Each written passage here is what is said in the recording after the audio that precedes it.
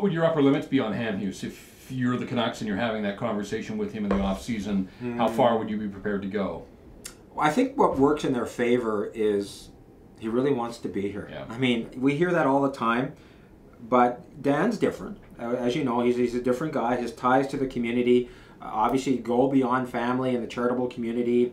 He's a man of faith. He's very tied into his church, and this is where he wants to be. But really, Jeff, I mean, come on. I mean, he's got one good contract left, and he's scoring consecutive games. His game is back. His market value is there. Are the Canucks going to give him market value plus term? No way. No. Are they willing to meet him somewhere in the middle on both accounts? Probably. And that's a conversation they have to have. I don't know how that's going to play out. It might be one of those things that they get to July 1st and the Canucks may go in another direction and actually maybe come back to Dan Hamhuis.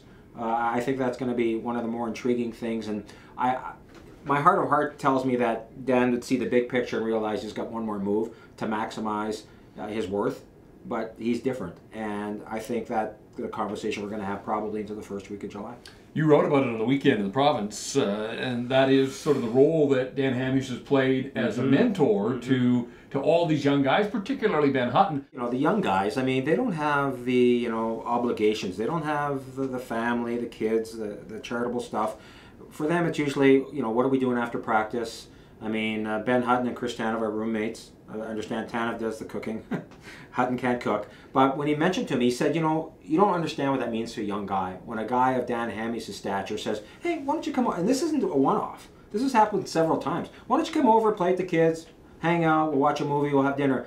You know, to a guy from, you know, who's new to Vancouver, it's such a welcoming thing. And it's not just having Dan Hamhuis take the time from training camp on to point things out to you. It's being able to talk to him on every conceivable level and to have the guy invite you into your home and you feel like you're part of something bigger here.